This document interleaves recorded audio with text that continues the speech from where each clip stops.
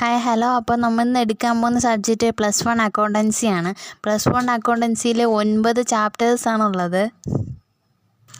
First chapter എന്ന് പറയുമ്പോൾ introduction to accounting ആണ്. ഇൻട്രൊഡക്ഷൻ ടു അക്കൗണ്ടിങ് എന്ന് പറയുമ്പോൾ തന്നെ നമ്മൾ അക്കൗണ്ടിങ്ങിനെ കുറിച്ചൊരു ഇൻട്രൊഡക്ഷനാണ് ആ ഫസ്റ്റ് മൊഡ്യൂള് അല്ലെങ്കിൽ ചാപ്റ്റർ. ഇതിൽ ഇൻട്രൊഡക്ഷൻ നമ്മൾ ആദ്യം മനസ്സിലാക്കേണ്ടത് ഫാദർ ഓഫ് അക്കൗണ്ടിങ് ആണ്. അക്കൗണ്ടിങ്ങിൻ്റെ ഫാദർ വരുന്നത് Luka പാസിയോളിയാണ്. The modern system of accounting owes its origin to Luca Pacioli, an Italian who first published his book on double entry system of accounting in 1494. He is often called the father of accounting. അടുത്തതായിട്ട് നമ്മൾ അക്കൗണ്ടൻസിയിൽ പഠിക്കാൻ പോകുന്ന meaning അല്ലെങ്കിൽ ഡെഫിനിഷനാണ്. Meaning എന്ന് പറയുമ്പോൾ accounting is an information system which receives data, processes the same and gives its output in the form of information which is useful for decision making. In simple words, accounting refers to the art as well as the science of identifying, measuring, recording, classifying, summarizing business transactions which are of a financial character and communicating the information to the interested parties. അപ്പോൾ ഇതിനകത്ത് വരുന്നത് എന്താണെന്ന് വെച്ചാൽ accounting എന്ന് പറയുമ്പോൾ അതൊരു data receive ചെയ്യുന്നതാണ്. അതൊരു മോണിറ്ററി ടൈംസിലുള്ള ഡേറ്റ ആയിരിക്കും. അത് റിസീവ് ചെയ്ത് അത് പ്രോസസ്സ് ചെയ്യുകയും അതൊരു ഇൻഫർമേഷൻ രൂപത്തിൽ ഔട്ട്പുട്ട് ആക്കുമ്പോൾ നമുക്ക് അത് ഉപയോഗിച്ച് ഒരു ഡിസിഷൻ മേക്ക് ചെയ്യാൻ സഹായിക്കുകയും ചെയ്യുന്നുണ്ട്. അപ്പോൾ നമ്മുടെ ഒരു ഓർഗനൈസേഷനിലായാലും നമുക്ക് മനസ്സിലാക്കാൻ കഴിയുന്നത് അതിൻ്റെ പ്രോഫിറ്റ് മേക്ക് ചെയ്യുന്നത്, ഏൺ ചെയ്യുന്ന മറ്റ് കാര്യങ്ങളും സംഭവങ്ങളൊക്കെ മോണിറ്ററി ടേംസിലാണ്. അതിനൊരു ഡിസിഷൻ എടുക്കണമെങ്കിൽ നമ്മുടെ ഈ അക്കൗണ്ടിങ് ബുക്സ് ഓഫ് സിസ്റ്റം അല്ലെങ്കിൽ ബുക്സ് ഓഫ് അക്കൗണ്ട്സ് ഒക്കെ ഉപയോഗിച്ചുകൊണ്ട് അതിൻ്റെ ഔട്ട്പുട്ട് ഇൻഫർമേഷൻ ഉപയോഗിച്ചുകൊണ്ടാണ് നമ്മൾ ഡിസിഷൻ മേക്ക് ചെയ്യുന്നത്. അപ്പോൾ അക്കൗണ്ടിങ് എന്ന് പറഞ്ഞ ഒരു ഇമ്പോർട്ടൻറ്റ് ടേമാണ് നമ്മുടെ ബിസിനസ്സിൽ എന്ന് പറയുന്നത്. ഇൻ സിമ്പിൾ വേർഡ്സ് എന്ന് പറയുമ്പോൾ accounting refers to the arts as well as the science of identify. അതായത് അക്കൗണ്ടിങ് ഒരു ആർട്ടാണ്, അതുപോലെ ഒരു സയൻസും കൂടിയാണ്. ഐഡൻറ്റിഫൈ ചെയ്യുകയും മെഷർ ചെയ്യുകയും recording, classifying, summarising business transactions. Classify ചെയ്ത് റെക്കോർഡ് ചെയ്ത് സമ്മറൈസ് ചെയ്ത് അത്രയും ഫിനാൻഷ്യൽ എൻറ്റിറ്റിയെ സ്റ്റെപ്പായിട്ട് കൃത്യമായിട്ടുള്ള രീതിയിൽ അറേഞ്ച് ചെയ്താണ് നമ്മുടെ അക്കൗണ്ടിങ്ങിൻ്റെ റെക്കോർഡിങ് ബുക്സ് ഓഫ് അക്കൗണ്ട്സ് വരുന്നത്. അടുത്തതായിട്ട് ഡെഫിനിഷനാണ്. According to the American Institute of Certified Public Accountants, 1970 defines accounting as the process of identifying, measuring, recording and communicating the required information relating to the economic events of an organization to the interested users of such information. ഇപ്പോൾ നമ്മുടെ public accountants ആരോട് define ചെയ്യുന്നത് എന്താ വെച്ചാൽ the process of identifying, measuring, recording നമ്മൾ നേരത്തെ പറഞ്ഞതാണ്. ഓരോ ഡേറ്റയും മോണിറ്ററി ടേംസിലൂടെ ഐഡൻറ്റിഫൈ ചെയ്യുകയും അതിനെ മെഷർ ചെയ്ത് റെക്കോർഡ് ചെയ്യുകയും കമ്മ്യൂണിക്കേറ്റ് ചെയ്യുകയാണ് ഇൻഫർമേഷൻ ചെയ്യുന്നത്. അതിന് എക്കണോമിക് ഇവൻറ്റിലൂടെ, അതായത് ഈ എക്സ്റ്റേണൽ ഇൻറ്റേർണൽ ഇവൻറ്റാണ് ഇതിനകത്ത് വരുന്നത്. അതിലൂടെ എല്ലാം ഇൻട്രസ്റ്റ് ആയിട്ടുള്ള യൂസേഴ്സിനെ ആ ഇൻഫർമേഷൻ റെക്കോർഡ് ചെയ്ത് പാസ് ചെയ്യുകയാണ് നമ്മൾ ഇതിനകത്ത് ചെയ്യുന്നത്. അടുത്തതായിട്ട് nature or futures of accounting ആണ്. അതിനകത്ത് തന്നെ അക്കൗണ്ടിങ്ങിൻ്റെ ഡെഫിനിഷൻ ആസ്പെക്ട്സിനെ കുറിച്ചാണ് പറയുന്നത്. അതിനകത്തൊരു 10 ഫ്യൂച്ചേഴ്സാണുള്ളത്. ഒന്നാമത്തേത് എക്കണോമിക് ഇവൻറ്റ്സ് ആണ്. എക്കണോമിക് ഇവൻറ്റ്സ് എന്ന് പറഞ്ഞത് ട്രാൻസാക്ഷൻസ്, ഡീലിങ്സ് അല്ലെങ്കിൽ എന്തെങ്കിലും ഫിനാൻഷ്യലായിട്ടുള്ള എല്ലാ അക്കൗണ്ടിങ് എൻറ്റിറ്റിയുടെ ട്രാൻസാക്ഷൻ ഡീലിങ്സ് റെക്കോർഡ് ചെയ്യുകയും അതിൻ്റെ മോണിറ്ററി ടേംസിൽ ബിസിനസ് ഓർഗനൈസേഷൻ മെഷർ ചെയ്യുന്നതിന് ആണ് എക്കണോമിക് ഇവൻ്റ് എന്ന് പറയുന്നത്. എക്കണോമിക് എന്ന് പറയുമ്പോൾ തന്നെ നമുക്ക് മനസ്സിലാവാതെ മോണിറ്ററി ടേംസാണ് അവിടെ ഇൻക്ലൂഡ് ആവുന്നത്. എക്കണോമിക് ഇവൻറ്റ്സ് ഇവിടെ ബിസിനസ് ട്രാൻസാക്ഷൻസിൽ രണ്ടായിട്ടാണ് തരംതിരിച്ചിട്ടുള്ളത് അല്ലെങ്കിൽ ക്ലാസിഫൈ ചെയ്തിട്ടുള്ളത്.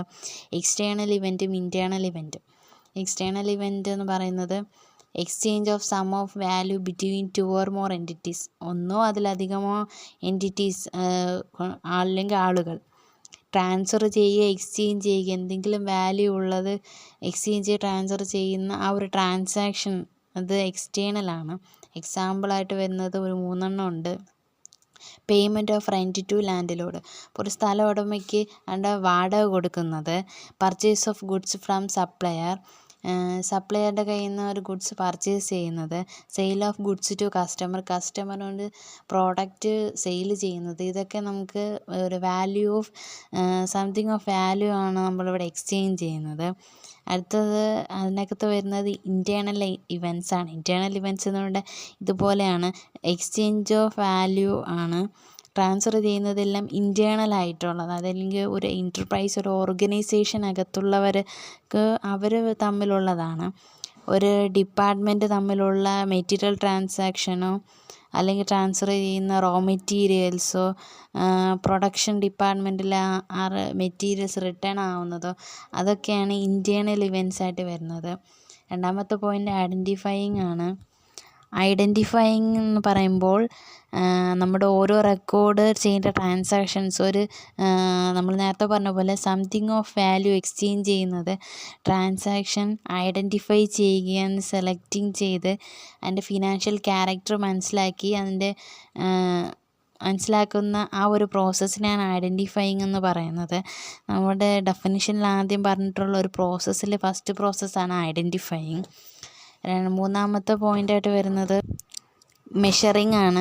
മെഷറിങ് എന്ന് പറയുമ്പോൾ refers to quantifiable of events of monetary terms. Monetary ടേംസിൻ്റെ ക്വാണ്ടിഫയബിൾ, അതായത് മോണിറ്ററി ടേംസ് ഇവിടെ മെഷർ ചെയ്യുന്നതിനെയാണ്. ആ transaction exchange of something of value between 2 or more എൻറ്റിറ്റീസിനെ മെഷർ ചെയ്യുന്നതിനെയാണ് പറയുന്നത്. ഇത് ഡെഫിനിഷനിലെ രണ്ടാമത്തെ പ്രോസസ്സാണ്.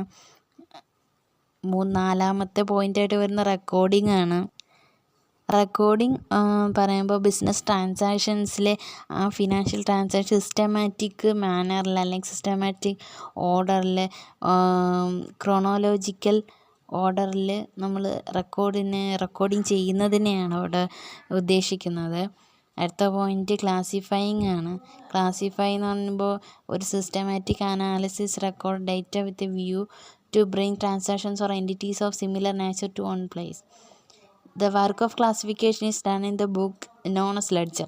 ക്ലാസിഫയിങ് എന്ന് പറയുമ്പോൾ നമ്മളൊരു റെക്കോർഡ് ട്രാൻസാക്ഷൻ നമ്മൾ ഐഡൻറ്റിഫൈ ചെയ്യുമ്പോൾ അത് ഐഡൻറ്റിഫൈ ചെയ്ത് മെഷർ ചെയ്ത് റെക്കോർഡ് ചെയ്യുമ്പോൾ അതിനകത്ത് ക്ലാസിഫിക്കേഷൻ വരുന്നത് സിമിലർ നേച്ചറായിട്ടുള്ളതിന് നമ്മൾ ഒരിടത്തായിട്ട് അങ്ങനെയൊക്കെയാണ് നമ്മൾ ക്ലാസിഫൈ എല്ലാ കാര്യങ്ങളും ചെയ്യാറ്.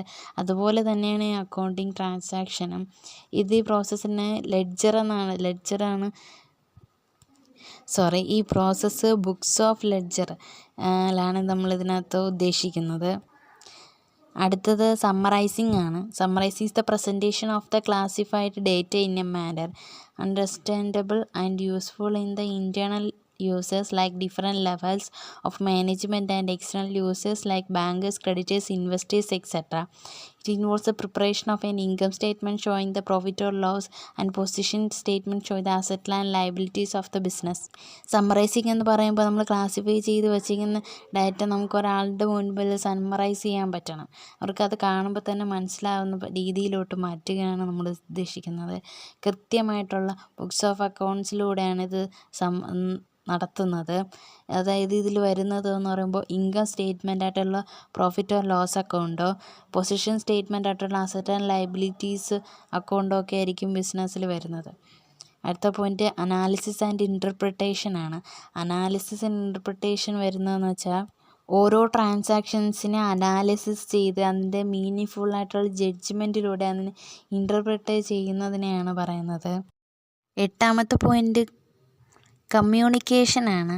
ഇപ്പോൾ കമ്മ്യൂണിക്കേഷനകത്ത് വരുന്നത് മീനിങ് ഫുള്ളും ആയിട്ടുള്ള കാര്യങ്ങൾ നമ്മൾ കമ്മ്യൂണിക്കേറ്റ് ചെയ്യുന്നതാണ്.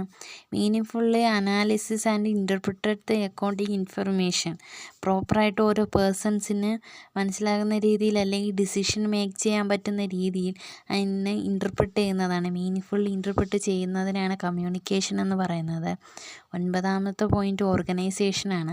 ഇവിടെ ഓർഗനൈസേഷൻ പലതരത്തിലുള്ള ബിസിനസ് എൻ്റർപ്രൈസസ് ആണ് ഇവിടെ ഉദ്ദേശിക്കുന്നത്. Sole proprietary concern, partnership firm, cooperative society, company, local authority, municipal corporation or any other associations of persons. പല ബിസിനസ് ഓർഗനൈസേഷൻസ് ആണ്. പത്താമത്തെ പോയിൻ്റ് ഇൻട്രസ്റ്റഡ് യൂസേഴ്സ് ഓഫ് ഇൻഫർമേഷനാണ്. ഓരോ ഇൻഫർമേഷനും യൂസ് ചെയ്യുന്ന ഇൻട്രസ്റ്റ് ആയിട്ടുള്ള ആൾക്കാർ ആരൊക്കെയെന്നുള്ളതാണ്. ഓരോ accounting information language of business helpful ചെയ്യുന്ന ഇൻറ്റേർണലും എക്സ്റ്റേണലായിട്ടുള്ള യൂസേഴ്സ് ഉണ്ട്. അപ്പോൾ ഇതിനകത്ത് ഇൻറ്റേർണലായിട്ട് വരുന്ന chief executive, financial officers, plant managers അതുവരെയൊക്കെയാണ്. എക്സ്റ്റേണലായിട്ട് വരുന്ന investors or shareholders, creditors, bankers, tax authority, securities exchange board of India, SEBI etcetera. ഇവരൊക്കെയാണ് ഇതിനകത്ത് വരുന്നത്. അപ്പോൾ നമ്മളിന്ന് നോക്കിയത് ഫാദർ ഓഫ് അക്കൗണ്ടിങ് ആണ്. ഇൻട്രൊഡക്ഷൻ ടു അക്കൗണ്ടിങ്ങിൽ ഫാദർ ഓഫ് അക്കൗണ്ടിങ്ങും പിന്നെ അതിൻ്റെ മീനിങ്ങും ഡെഫിനിഷനും നേച്ചർ ഓഫ് ഫ്യൂച്ചേഴ്സ് ഓഫ് അക്കൗണ്ടിങ്ങും ആണ്. ഇത്ര എല്ലാവർക്കും മനസ്സിലായെന്ന് വിചാരിക്കുന്നു. ബാക്കി അടുത്ത വീഡിയോയിലായിട്ടാണ് ഇടുന്നത്. കൂടുതൽ വീഡിയോകൾക്കായി ചാനൽ സബ്സ്ക്രൈബ് ചെയ്ത് ലൈക്ക് ചെയ്ത് ഷെയർ ചെയ്ത് സപ്പോർട്ട് ചെയ്യണം എന്ന് അഭ്യർത്ഥിക്കുന്നു. Okay, by.